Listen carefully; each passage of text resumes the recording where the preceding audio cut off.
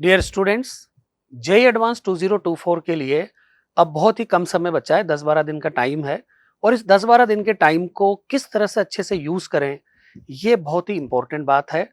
और हर बच्चे को जैसे जैसे एग्जाम नजदीक आता है, उस एग्जाम में खुशी भी रहती है, तो थोड़ा बहुत तनाव भी रहता है। सब तरह की एक मिक्स्ड रिएक्शन बच्चे के साथ दिमाग में चलती रहती है। और उसके फैमिली, उसके फ्रेंड्स, जो भी उसके वेल विशर्स हैं, बच्चा खुद, इन सब चीजों में बहुत ही एक कंफ्यूजन की स्टेट में भी रहता है। तो इस स्थिति में भी रहता है कि वो क्या करे, कैसे करे, जिससे कि उसका एग्जाम में बेस्ट आउटपुट फाइनली आए। इस बेस्ट आउटपुट के लिए कुछ चीजें हैं जो मेरे ख्याल से एक स्टूडेंट को करनी चाहिए, जिससे वो अपना बेस्ट प्रदर्शन इस एग्जाम के अंदर कर सके। सबसे पहली बात जो है एकेडमिक वाली। एकेडमिक्स के मामले में आपने पिछले 1 साल से या 2 साल से या 3 साल से या और भी ज्यादा सालों से आपने तैयारी की होगी, और इस तैयारी में हर तरह की बातें रही होंगी। कभी आपने एग्जाम में अच्छा किया होगा, जो भी इंस्टीट्यूट में एग्जाम हुआ, कभी उसमें अच्छा नहीं किया होगा, उतार चढ़ाव रहे होंगे। कभी आपने जो आपकी कमियां हैं उसको अच्छे से एनालाइज किया होगा और एनालाइज करके उनको दूर करने की कोशिश भी की होगी। बहुत सारी तरह की सिचुएशंस आपके सामने रही होगी और उसके हिसाब से आपने उनको टैकल किया होगा या कभी कभार टैकल करने से छूट भी गए होंगे। इन लास्ट के 10-12 दिनों के अंदर आपको जो पुरानी हिस्ट्री है ना, उस हिस्ट्री को आपको मेरे ख्याल से, उस हिस्ट्री का जो खास तौर से नेगेटिव पार्ट है, जो आपके दिमाग में ये रहता है कि मैं ये नहीं कर पाया, मैं वो नहीं कर पाया, मेरा ये छूट गया, मेरा वो रह गया, ये जो इस तरह की चीजें है ना, इसको दिमाग पे बिल्कुल भी हावी नहीं होने देना है। दिमाग को इस नेगेटिविटी से एकदम से फ्री करना है। अपने आप को एकदम कूल रखना है और पॉजिटिव जो अपने को आता है, जो अपने पास में है, उन चीजों के बारे में आपको पॉजिटिव रहना है। जेई एडवांस ऐसा एग्जाम है कि जिसके अंदर बहुत हाई परसेंटेजेस की, एज सच सिलेक्शन के लिए बहुत हाई परसेंटेजेस नहीं चाहिए होती है। जो टॉप रैंक्स है 10 में, 100 में, 50 में, 200 में, 500 में, इन रैंक्स के लिए कुछ अच्छी परसेंटेज चाहिए होती है। लेकिन जो सिलेक्शन है, केवल सिलेक्शन की बात जहां तक हम करें, या ये कहो कि आईआईटी में सीट प्राप्त करने के लिए जो परसेंटेज है, लगभग हर बच्चा जानता है इस बात को कि वो लगभग 35-40% के आसपास रहता है जनरल कैटेगरी में। कभी कभार तो 30 भी चला जाता है, उससे भी कम हो जाता है। डिपेंड करता है कि पेपर का टफनेस लेवल क्या है, लेकिन मोर और लेस ये 30-40% के बीच में ही रहता है, जो आईआईटी में सीट दिलाने के लिए सफिशिएंट रहता है। लेकिन हाँ, हर बच्चे की कोशिश रहती है कि वो ज्यादा से ज्यादा परसेंटेज लेके आए, बहुत अच्छी से अच्छी रैंक लेके आए, ताकि उसको मन माफिक आईआईटी मिले, उसको मन माफिक अपना ब्रांच उसको मिले। लेकिन आप इन सारी गणित में अब नहीं पड़े। अब जो 10-12 दिन का टाइम है, इसके अंदर आप अपने आप को ये देखें कि भाई क्या क्या चीजें आपने कर रखी हैं, वो अच्छे से आप एग्जाम के अंदर प्रेजेंट कर पाए, उससे रिलेटेड जो क्वेश्चन है उनको अच्छे से सोल्व कर पाए। तो इसमें मैं अब एक बात आपको ये कहना चाहता हूं कि अब बिल्कुल भी नई नई बातें सीखने का वक्त नहीं है। चाहे कोई बच्चा या किसी को कोई भी गाइडेंस मिले, लेकिन नई चीजें सीखने के लिए अब समय नहीं है।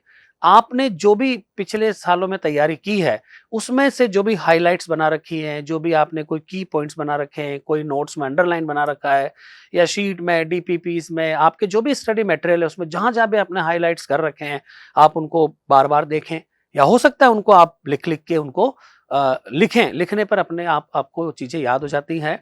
तो एक तो हाइलाइट स्कोर, जो भी की पॉइंट्स है, उन चीजों को आप बार बार देख करके उन्हीं को दोहराएं, क्योंकि ये एग्जाम में आपको बहुत स्पीडी बनाएंगी, आपको चीजें तेजी से करने में हेल्प करेंगी।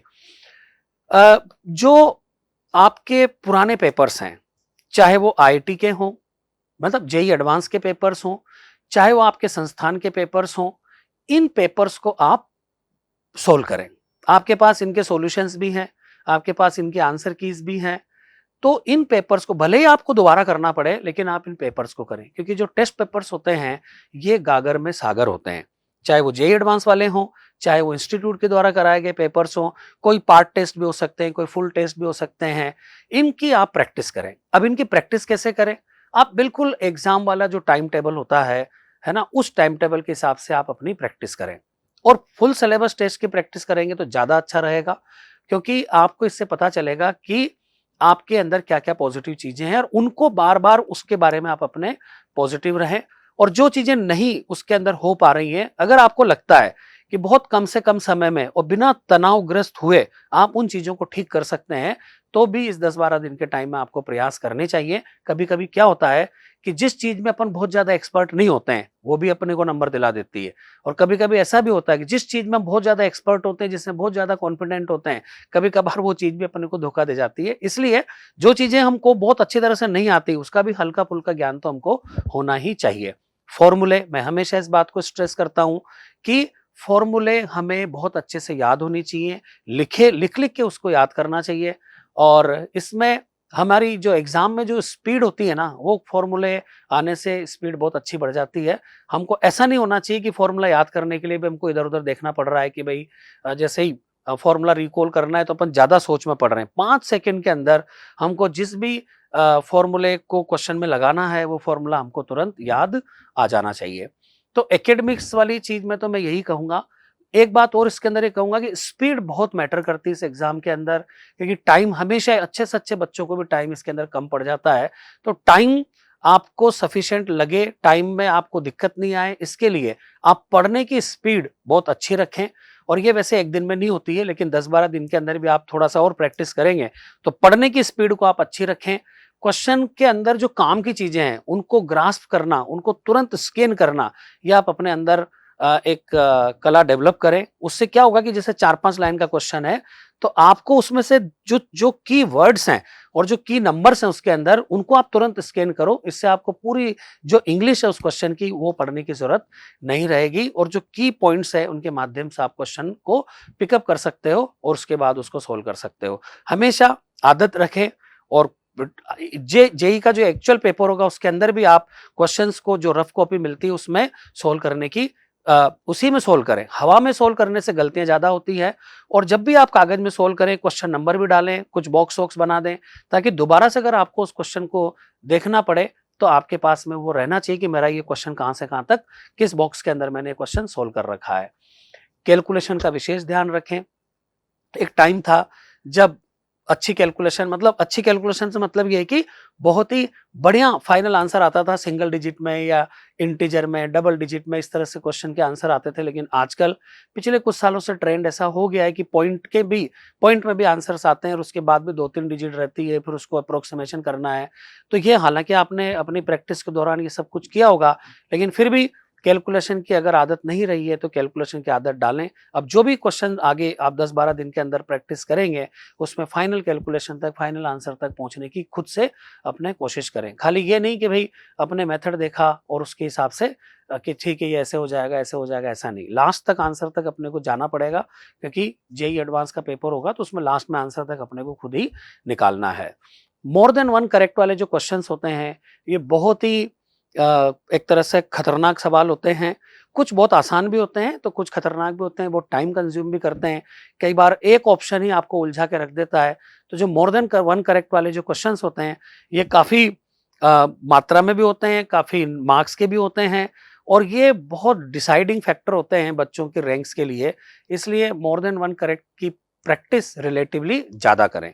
जो वन करेक्ट वाले क्वेश्चंस होते हैं, न्यूमेरिकल क्वेश्चंस होते हैं और पैसेज वाले क्वेश्चंस होते हैं, रिलेटिवली ये आसान पड़ते हैं।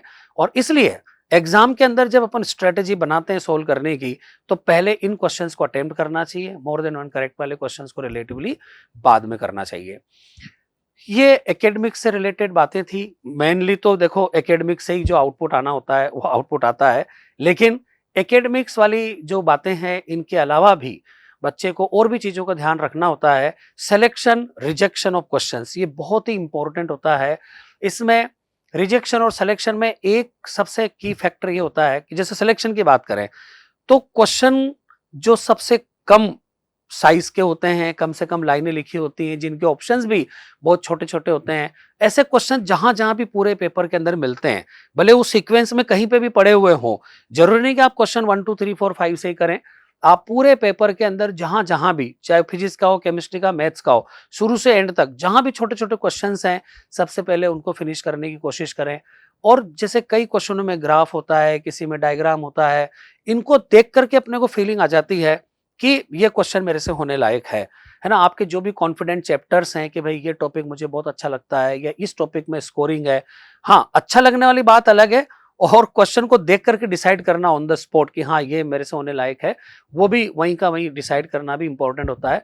तो मैं यही कहूंगा कि आप क्वेश्चन को सेलेक्ट कर करके सबसे पहले सबसे छोटे क्वेश्चंस को सोल्व करें, उसके बाद में उससे बड़े वालों को सोल्व करें। डायग्राम देखते आपको फील हो जाएगा और ये तो क्वेश्चन तो मैंने बहुत सारे कर रखे हैं, ये मेरे से हो जाएगा, उसको पहले करें।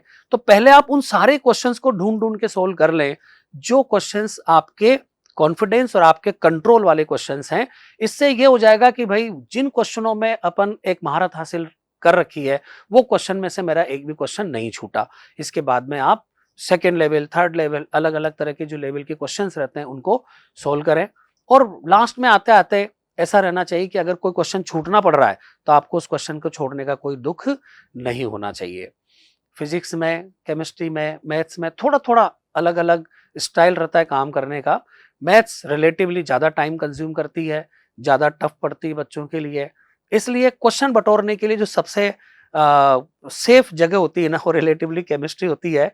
इसलिए केमिस्ट्री को पहले अटेम्प्ट कर सकते हैं, फिर फिजिक्स को कर सकते हैं, मैथ्स को कर सकते हैं। लेकिन हाँ, इसमें मैं ये कहूंगा ये सब्जेक्ट की प्रेफरेंस है, लेकिन इनमें भी सबसे पहले उन क्वेश्चनों को करें।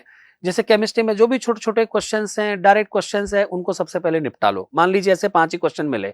सिमिलरली आप फिजिक्स में जाएं, उसमें भी आपको 5-6 क्वेश्चन इस तरह के मिले, पहले उनको खत्म करो। ऐसे ही आपको मैथ्स में 4-5 क्वेश्चन इस तरह के मिले, पहले उनको खत्म करो, फिर दूसरा राउंड, फिर तीसरा राउंड, फिर चौथा राउंड, ऐसे करते चले जाएं। लास्ट में आपके केवल वो क्वेश्चन बचेंगे जो आपको एक तरह से कांटे की तरह चुभते होंगे। तो ये एकेडमिक्स वाली और थोड़ी थोड़ी स्ट्रेटेजी वाली बातें हैं।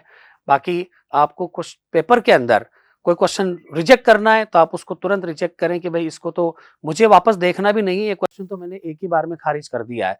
तो और कुछ मार्किंग वार्किंग देखो, वहां पे तो आपको कंप्यूटर मार्किंग कर, उसमें रिव्यू वगैरह कर इसके सिस्टम भी रहते हैं, लेकिन आपका जो रफ पेपर मिलता है उस रफ पेपर के अंदर भी कहीं ना कहीं आप कुछ ना कुछ अपनी तरफ से कुछ सिंबल बना सकते हैं, कुछ क्वेश्चन के बारे में कमेंट अलग साइड में लिख सकते हैं, ताकि आप किसी चीज को भूलो नहीं। कई बार ऐसा होता है कि हम एक्साइटमेंट में या टेंशन में रहते हैं तो दिमाग में चीजें रुकती नहीं, इसलिए कागज में लिखने की आदत डालें, सो दैट जब अपन वाइंड अप करें, पूरी चीज को सबमिट करें, उसके पहले पहले जो जो चीजें अपने को करनी थी वो सब चीजें हम उसमें अच्छे से कर पाए।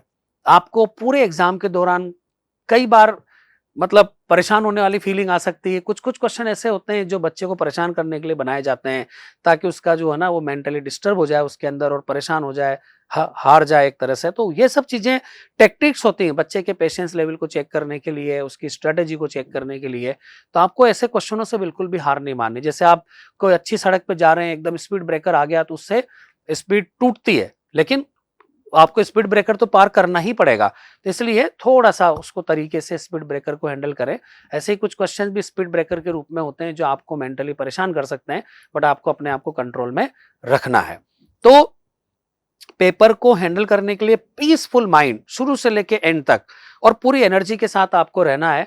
एनर्जी के साथ रहने के लिए थोड़ा सा मैं आपको बताना चाहूंगा कि अभी से ही खाने पीने का ध्यान रखें, अपनी नींद का ध्यान रखें। अगर आप पहले मतलब मान लो 6-7 जब पढ़ते हैं बच्चे तो हम यही कहते हैं कि 6-7 घंटे ज्यादा नहीं सोना चाहिए, लेकिन अगर आप अभी 7-8 घंटे भी सोएंगे तो अच्छी बात है। आपकी बॉडी एग्जाम वाले दिन तक पूरी तरह से एनर्जाइज रिलैक्स होकर के रहेगी। जिस दिन एग्जाम होगा ना वो एक दिन बहुत ज्यादा एनर्जी कंज्यूम करने वाला होता है, क्योंकि आपकी इतने सालों की मेहनत उस दिन पूरी वहां पे काम आने वाली होती है। इसलिए बच्चा हर तरह से शारीरिक रूप से, मानसिक रूप से और साइकोलॉजिकल, इमोशनली कई तरह की मिक्स्ड उसका सिचुएशन रहती है। तो आप अच्छा आउटपुट दें, इसके लिए शारीरिक, मानसिक, इमोशनल हर तरह से मजबूत रहना जरूरी है। तो इसलिए नींद का ध्यान रखें, 7-8 घंटे सोएं। ऐसा नहीं कि भाई आप ये सोचो कि यार मैं अभी टाइम कट करके रिवीजन ज्यादा कर लूं तो मुझे ज्यादा फायदा होगा, नहीं। आपको नींद अच्छे से निकालनी है। कोई भी ऐसे एक्सरसाइज, ऐसी चीज नहीं करें जिससे आपको बॉडी में थकान और इस तरह की चीजें आपके साथ में हो।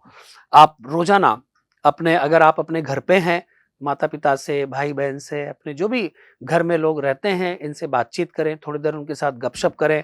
आपको कोई चीज अच्छी लगती है, आप छोटा मोटा टीवी में कोई शो देख सकते हैं, या आप गाना सुन सकते हैं, कोई अच्छा लिटरेचर पढ़ सकते हैं। थोड़ा टाइम, ज्यादा नहीं, मतलब 15-20 मिनट, आधा घंटा आप इसके लिए निकाल सकते हैं, जस्ट दिमाग को एक रिफ्रेश करने के लिए और थोड़ा सा एक रूटीन चीजों से अलग रखने के लिए। खाने पीने का विशेष ध्यान रखना है। कोई भी तली हुई चीजें या ऐसी चीजें जो आपकी तबीयत खराब कर सके, आपका पेट खराब कर सके, इन चीजों से बच के रहें।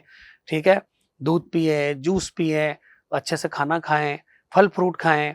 तो ये सब चीजें छोटी छोटी बातें हैं, बहुत रूटीन बातें हैं, लेकिन ये बातें बहुत मायने रखती हैं एग्जाम के दिन आपको फिट रखने के लिए। एक दिन पहले जाके अपना सेंटर देखें, और जिस दिन एग्जाम होता है उस दिन क्या 2-3 घंटे पहले बुला लेते हैं, तो आप टाइम पे जाएं, हड़बड़ाहट नहीं रहे। ऐसा नहीं हो कि एंड टाइम पे भागम भाग मच रही है और मेंटली डिस्टर्ब हो रहे हैं, ये सब काम नहीं होने चाहिए।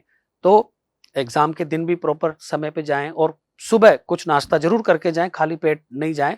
और इसके अलावा जो एक पेपर से दूसरे पेपर के बीच का जो गैप होता है, उस गैप के अंदर भी आपको विशेष ध्यान रखना है। कई सेंटर, ये गर्मी का टाइम है, कई सेंटरों पे सुविधा नहीं होती है, बैठने की जगह नहीं होती ढंग से।